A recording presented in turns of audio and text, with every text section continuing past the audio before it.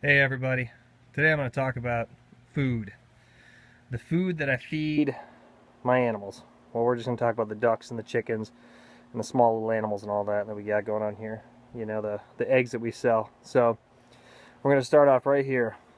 We got an organic egg layer, and this is the best food that I found around here locally that I can buy, you know, without having to buy it by the ton or much more. Would have to specially order, and it's also a relatively decent price. So I think I spent about $24 on this right here, and it's non-GMO. You know, it's certified organic. And then the other thing I have is these black oil sunflower seeds.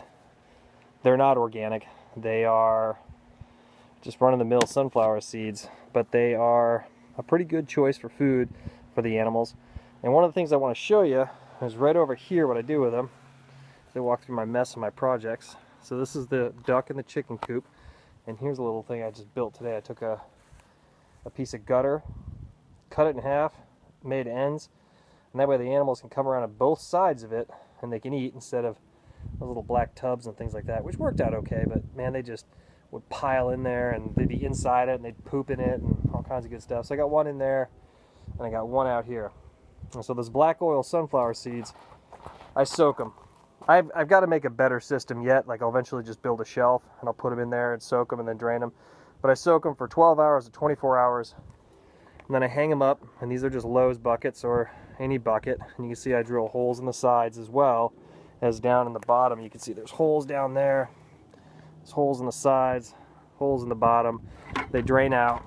And then what you end up with is, you reach down in here, sprouts. Sunflower sprouts. And one of the things you can do with this, like for my goats over there, you see, I think strawberries right there.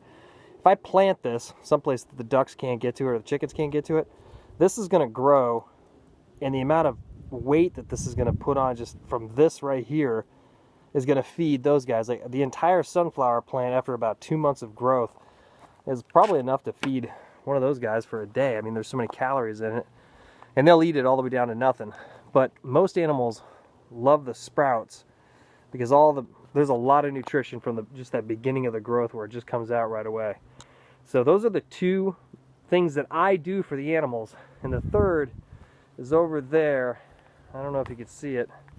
It's just a bucket. You see that bucket hanging there?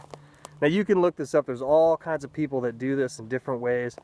And yeah, I did put a chair there. It's close by. But that's what you call a maggot bucket. And a maggot bucket is, I put either old food in there, or let's say clean a fish, or we shoot a squirrel that's eating the feed here, or even roadkill.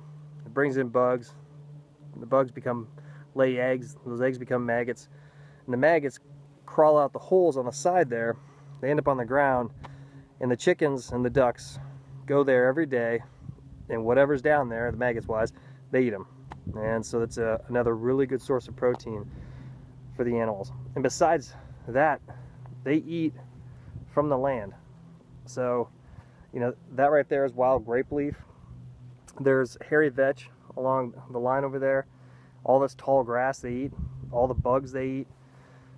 They pretty much never run out of food. It's constantly there. And I have 9 acres that they eat off of.